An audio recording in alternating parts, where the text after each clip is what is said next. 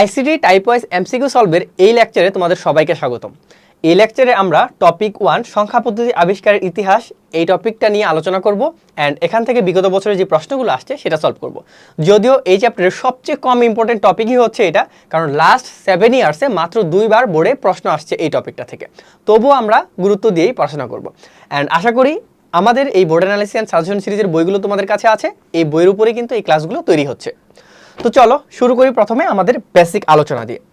তোমরা যদি বোর্ড থেকে যে আইসিটির বইটা তোমাদেরকে দেওয়া হয়েছে সেই আইসিটি বই খুলে এই সংখ্যা পদ্ধতির আবিষ্কার ইতিহাস এই লেখাটুকু পড়ো, তাহলে ওখানে দেখবা বেশ কিছু লাইন ইম্পর্টেন্স আছে এমসিকিউ এর জন্য, আবার কিছু আছে এমসিকিউ এর জন্য দরকার নাই। তো এখানে আমি এমসিকিউতে আসার মতো লাইনগুলো যুক্ত করেছি।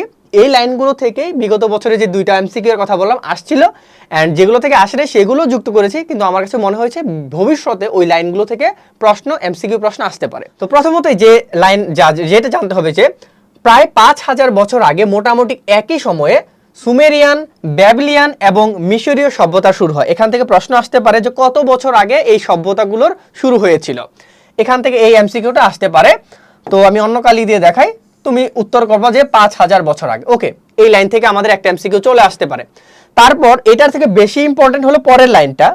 দেখো, সুমেরিয়ান ও ব্যাবিলিয়ান সংখ্যা ছিল 60 ভিত্তিক। এখান থেকে এমসিকিউ আসতে পারে যে কোন সংখ্যা সুমেরিয়ান এবং ব্যাবিলিয়ান সংখ্যাটা আসলে কত ভিত্তিক ছিল, 60 ভিত্তিক। এবং মিশরীয় সংখ্যা ছিল কত ভিত্তিক, 10 ভিত্তিক। এই ইনফরমেশনটা জানলে 2টা এমসিকিউ কিন্তু এখান থেকে আসলে তুমি পারবা। এর পরবর্তী লাইনে চলে যাই। ব্যাবিলিয়ান সংখ্যা পদ্ধতির রেশ পৃথিবীতে এখনো রয়ে গেছে। আমরা মিনিট এবং ঘন্টার হিসেব করি 60 দিয়ে এবং কোণের পরিমাপ হিসেব করি 60-এর গুণিতক দিয়ে। তো এই লাইনটা জানতে হবে যে আসলে পৃথিবীতে এখনো কোন সংখ্যা পদ্ধতির রেশ রয়ে গেছে, যেটা পূর্বে ব্যবহৃত হতো কিন্তু এখন হয় না, কিন্তু রেশ আছে। এর পরবর্তীতে সুমেরিয়ান ব্যাবিলিয়ন সংখ্যা পদ্ধতিতে স্থানীয় মান ছিল। তার মানে এখান থেকে একটা এমসিকিউ আসতে পারে, বা ধরো হচ্ছে নিচের কোনটিতে স্থানীয় মান ছিল? 1 সুমেরিয়ান, 2 ব্যাবিলিয়ান, 3 মিশরীয়। কোনটা হবে? 1 আর 2 উত্তর হবে। এইভাবে প্রশ্ন আসতে পারে, ঠিক আছে? এগুলো একটু মনে রাখতে হবে। তারপর মিশরীয় সংখ্যা পদ্ধতি স্থানীয় মান ছিল না। পরবর্তীকালে আরো 3টি সভ্যতার সাথে সংখ্যা পদ্ধতি গড়ে ওঠে। সেগুলো হচ্ছে মায়ান সভ্যতা, চীন সভ্যতা এবং ভারতীয় সভ্যতা। অর্থাৎ পরবর্তীকালে এই 3টা সভ্যতা গড়ে ওঠে, মায়ান, চীন এবং ভারতীয় সভ্যতা। এখান থেকে যে এই লাইনটা থেকে বোর্ডে প্রশ্ন আসছিল, দেখো এই লাইনটা থেকেই বোর্ডে প্রশ্ন আসছিল। মায়ান সংখ্যা পদ্ধতি ছিল 20 ভিত্তিক। 20 ভিত্তিক সংখ্যা পদ্ধতি ছিল কোনটি? মায়ান। এখান থেকে প্রশ্ন আসছিল। তারপর চীন এবং ভারতীয় সংখ্যা পদ্ধতি ছিল 10 ভিত্তিক। এখান থেকেও প্রশ্ন কিন্তু আসতে পারে, আসে নাই, আসতে পারে। আসছিল কোনটা থেকে এটা আমি একটু হাইলাইট করে দিই। এখান থেকে বোর্ডে প্রশ্ন আসছিল, দেখো মায়ান সংখ্যা পদ্ধতি ছিল 20 ভিত্তিক। কোন সংখ্যা পদ্ধতি 20 ভিত্তিক ছিল? মায়ান। এখান থেকে বোর্ডে প্রশ্ন আসছিল। আর যেগুলো প্রশ্ন আসে নাই কিন্তু আসার মতো সেগুলো আমি তোমাদেরকে এখানে দেখায় দিলাম। এর পরবর্তীতে চলো সামনে যাই। এখানে আমরা দেখি কি কি লাইন থেকে প্রশ্ন আসতে পারে। শূন্যকে একটি সংখ্যা হিসেবে ধরে সেটিকে সংখ্যা পদ্ধতি নিয়ে এসে গণিতে ব্যবহার করে ভারতীয়রা। এখান থেকে এই এমসিকিউটা আসে যে প্রথম শূন্যকে কারা ব্যবহার শুরু করে? ভারতীয়রা ব্যবহার করা শুরু করে। এই যে আরেকটা যেটা এখান থেকে মনে হয় প্রশ্ন আসছিল, এই লাইনটা থেকেও বোর্ডে প্রশ্ন আসছিল। অর্থাৎ যে 2টা লাইন থেকে প্রশ্ন আসছিল বা 2টা প্রশ্ন আসছিল এই টপিক থেকে বিগত 7 বছর, তার মধ্যে একটা হলো এই যে এই লাইন থেকে আমরা পেয়ে গেছি এইটা, আরেকটা হলো এখানেই আছে, এটাই মনে হয় এটা। জটিল এবং অবৈজ্ঞানিক রোমান সংখ্যা এখনো বেঁচে আছে। কোন সংখ্যা পদ্ধতিটি জটিল এবং অবৈজ্ঞানিক, কোন সংখ্যা পদ্ধতিটি এখনো বেঁচে আছে? সেটা হলো রোমান। এখান থেকে প্রশ্ন আসছিল একবার। ঘড়ির ডায়াল এবং অন্যান্য জায়গায় মাঝে মাঝে আমরা তার ব্যবহার দেখতে পাই। এখান থেকে আমি প্রশ্ন করলে এরকম করতে পারি যে ঘড়ির ডায়াল এবং অন্যান্য জায়গায় আমরা মাঝে মাঝে কোন সংখ্যা পদ্ধতির ব্যবহার করে থাকি? সেটা হলো রোমান সংখ্যা পদ্ধতি। ঘড়ির ডায়ালে অনেক সময় এইভাবে থাকে না, 5টা বাজে, 6টা বাজে, 5টা বাজে, 4টা বাজে, এরকম কিন্তু থাকে ঘড়ির সংখ্যা, ঘড়িতে আমরা দেখতে পাই, ডায়ালে।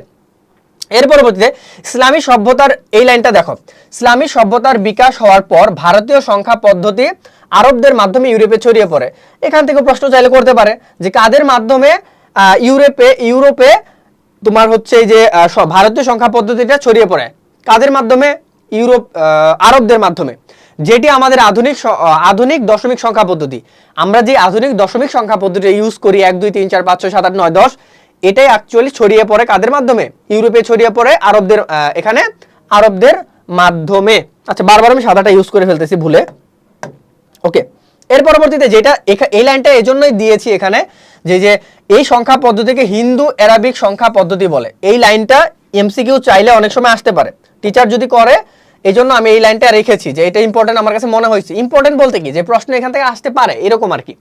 তারপরে লাস্ট লাইন যেটা আমাদের জানতে হবে, খ্রিস্টীয় শাসকেরা শূন্যকে শয়তানের রূপ হিসেবে বিবেচনা করায়। শূন্যকে কিসের সাথে বিবেচনা করতো? তার শয়তানের রূপ হিসেবে তারা বিবেচনা করতো, এই জন্য তারা এটাকে আসলে ব্যবহার করতো না।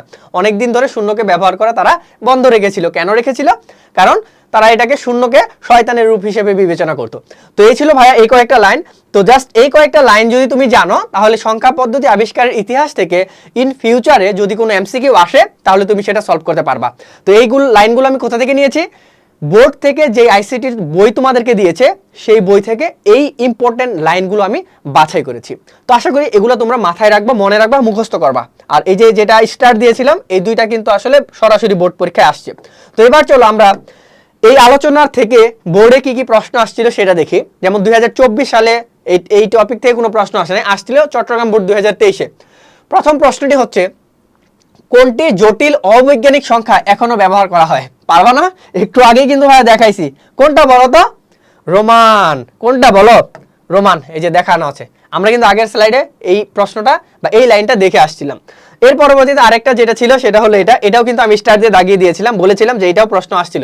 সেটা হলো কুড়ি ভিত্তিক সংখ্যা পদ্ধতির প্রচলন কোন সভ্যতায় শুরু হয়? বলো কোন সভ্যতায় শুরু হয়? মায়ান।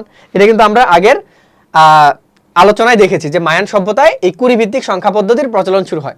তো ভাইয়া এই ছিল রাজশাহী বোর্ড 23 এবং চট্টগ্রাম বোর্ড 23, এই দুইটা প্রশ্ন আসলে বিগত 7 বছরে এই টপিক দুইটা থেকে এসেছিল। তো তাহলে তোমার কাজ কি এখন? তোমার কাজ হলো এখানে আমি যতগুলো লাইনগুলো লিখে দিয়েছি, এই প্রত্যেকটা লাইন একটু মাথায় রাখবা।